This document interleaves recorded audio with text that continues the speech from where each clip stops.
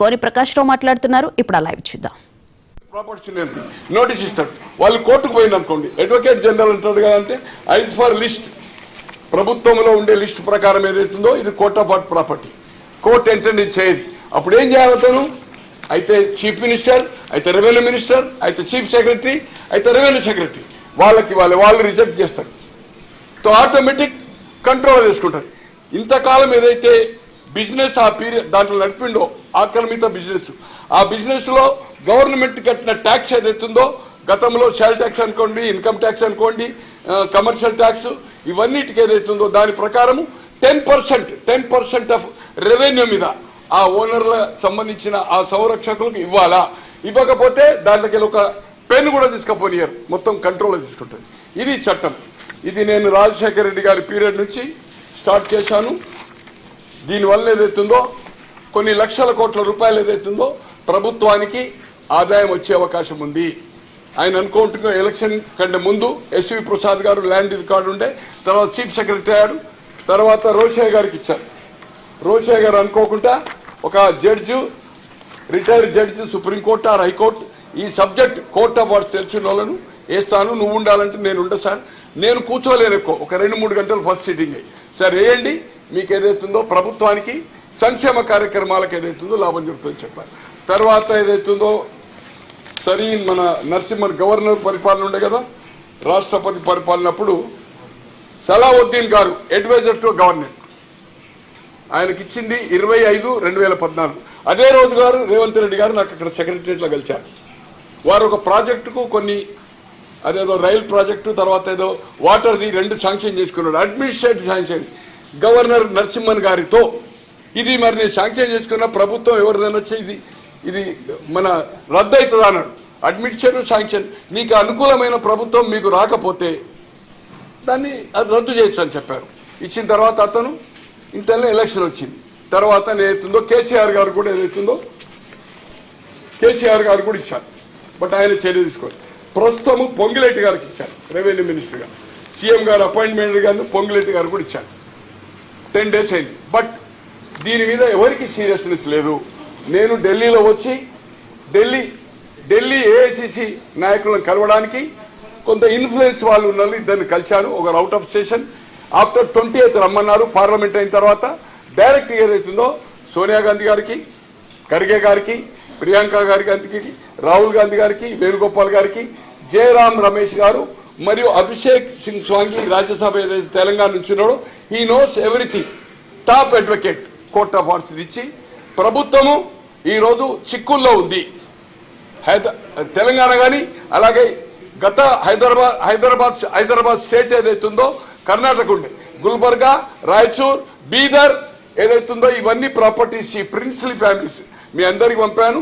మన తెలంగాణలో నేను అనుకుంటున్న 6 ఫ్యామిలీస్ ఉన్నాయి, 6 ఫ్యామిలీస్, 6 ఫ్యామిలీస్కి ఏదైతుందో సంబంధించింది లక్షల కోట్ల రూపాయల ప్రాపర్టీస్, గవర్నమెంట్ ఆధీనంలో కోర్ట్ ఆఫ్ ఉండవలసిన ప్రాపర్టీస్ ప్రైవేట్ చేతిలో పోయినాయి. ప్రభుత్వ భూములు ఎట్లయితే అన్నాకరంతం అవుతాయో సేమ్ టైప్, కానీ దీనికి లిమిటేషన్ యాక్ట్ లేదు, కోర్టుకు పోయే అవకాశం లేదు. ప్రధానమంత్రి 29 రాష్ట్రాల చీఫ్ మినిస్టర్స్, ఈవెన్ ఐక్యరాజ్య సమితి, ప్రపంచ 200 దేశాల్లో ఒక ఐక్యరాజ్య సమితి అంటుంది, వాళ్ళు కూడా సేవ్ చేయలేదు. ఇది బ్రిటిష్ చట్టము. సో దీన్ని ఏదైతుందో కేంద్రానికి ఇచ్చి నేను, కాంగ్రెస్ అక్కడ ప్రభుత్వం ఉంది, అటు కర్ణాటక ఇబ్బంది ఉంది, తెలంగాణ ఇబ్బంది ఉంది, దీన్ని ఓపెన్ చేసి ప్రజలకు ప్రయోజనాలకు ఒక ఎగ్జాంపుల్ చెప్తున్నాను. దీంట్లో పైగా అందరికీ ఏమనుకుంటారంటే ఫలక్నామా ప్యాలెస్ నైజాం అనుకుంటారు, బట్ నైజాం కాదు. నెంబర్ 1 మీకు ఇచ్చాను, ఆమె మున్నిసా, ఆమె పేరేందంటే హజరతా వహీద్ ఉన్నీసా బేగం, వాళ్ళ మునిమనమడి ఇప్పుడు ఉన్నాడు ఇక్కడ, పైగా వన్ ఆఫ్ ద ఫ్యామిలీ. ఆమె ఏదైతుందో ఫలక్నామా ప్యాలెస్ నైజాం 6కు గిఫ్ట్ ఇచ్చింది. అలాగే పబ్లిక్ స్కూల్ అన్న దయచేస్తాను, పబ్లిక్ స్కూల్ ఏదైతుందో ఫస్ట్ 89 ఎకరాలు ఇప్పుడు పబ్లిక్ స్కూల్ ఏదైతుందో దాన్ని జాగీర్దార్ కాలేజ్ ఆఫ్ డొనేషన్ చేసింది ఈమె. చేసిన తర్వాత ఇప్పుడు పబ్లిక్ స్కూల్ అయింది. 89 ఎకర్స్. అలాగే అమెరికన్ ఎంబాసీ 2008లో ఎక్వైర్ చేసింది. 2008లో 8 కోట్లు అవార్డు చేసింది. కానీ వాళ్ళు 100 మంది ఉండి వాళ్ళ షేర్లు దాంట్లో లేడీస్ కూడా ఉంటుంది, షేర్లో డిస్ట్రిబ్యూట్ వచ్చి 116 మంది ఇప్పటి వరకు డ్రా చేస్తున్నారు. మొన్న ఏదైతుందో 56-57 మంది డ్రా చేస్తున్నారు. వాళ్ళతో ఒక 5గురితో నేను కలిశాను. 4 కోట్లు రిలీజ్ అయింది తీస్తున్నారు. ఇంకొక 4 కోట్ల చిల్లర ఏదైతుందో ప్రభుత్వం దగ్గర డబ్బు లేవు. ఈ మాట ఏదైతుందో రెవెన్యూ మినిస్టర్ కలిసినప్పుడు కూడా 27 నాడు చెప్పాడు. నాకు కోట్ల తెలుసు.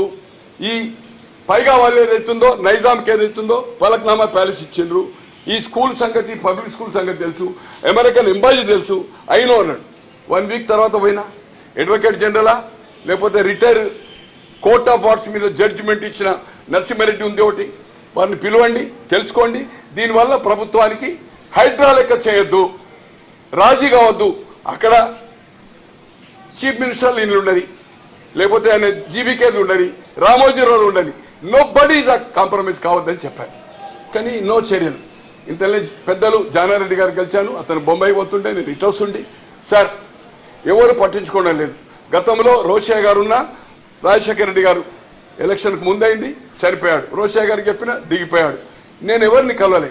ఇప్పుడు నేను ఏదైతుందో ఈ ప్రభుత్వానికి వాళ్ళతో ఎట్లయితే ఫలక్నామా ప్యాలెస్ ఇచ్చిండ్రో, ఎట్లయితే 89 ఎకరాలు ఏదైతుందో డొనేట్ చేసిండ్రో, వాళ్ళు ఏదైతుందో స్కీమ్స్ వాళ్ళ ప్రాపర్టీలు కూడా ప్రభుత్వం రిలీజ్ చేయలేదు. కంట్రోల్లో తెచ్చుకోవచ్చు.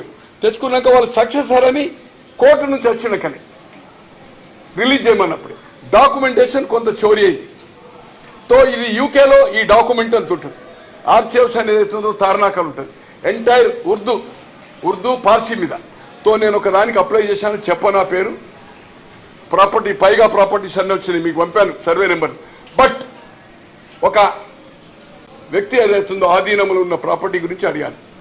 బట్ ఆ ఫైల్ గ్యాప్ చేసిండు. 25 lakhs పై వాళ్ళ పిఆర్ఓ 25 లక్షలు మేనేజ్ చేసి, పాపం అక్కడ ఉండే ఐఏఎస్కు ఉర్దూ రాదు, పర్సీ రాదు. అసిస్టెంట్ డైరెక్టర్ ఒక రెడ్డి ఉన్నాడు, ఆయనకి ఏం రాదు. ముస్లిమ్స్ ఓల్డ్ వాళ్ళు, ఇది చదవాలి కదా పర్సీ గిట్ట, ఓల్డ్ వాళ్ళతో మేనేజ్ చేసాడు. అట్లా ఇంతకుముందు కూడా నేను రాజశేఖర రెడ్డి గారికి అప్లై చేసినప్పుడు ఒక అదే ఎస్టేట్కు అప్పుడు మన ఎస్వి ప్రసాద్ గారు సిసిఎల్ అని మన హైబ్రిడ్స్లో ఉంటుంది, ఆయనకు రాదు. తో ఒక రమణ అని సూపరింటెండెంట్ ఉండే, ఉర్దూ ట్రాన్స్లేషన్ లేరు, 15 రోజులు చేయాలని చెప్పిండు. తో మేమే ఉర్దూ వాళ్ళని చేసినాం. వాళ్ళు ఫోన్ పట్టుకపోరాదు, వాళ్ళు ఇంటర్వ్యూ చేసిండ్రు, వాళ్ళ బ్యాక్గ్రౌండ్ తెలుసుకున్నారు, చేసిండ్రు. రిపోర్ట్లో అప్పుడు రమణ అక్కడ సూపరింటెండెంట్ 10 లక్షలు, ఇక్కడ 25 లక్షలు పెట్టేట్లయితే రికార్డ్ లేదని నాకు ఇన్ఫర్మేషన్ అక్కడ ఇచ్చిండ్రో, అక్కడ కూడా ఏదైతుందో రిపోర్ట్ ఏదైతుందో కింది మీద చేశాడు. రిపోర్ట్ ఇచ్చాడు ఏమని, ఇది ప్రభుత్వ భూమి కాదు, ఇది కోర్ట్ ఆఫ్ వార్డ్,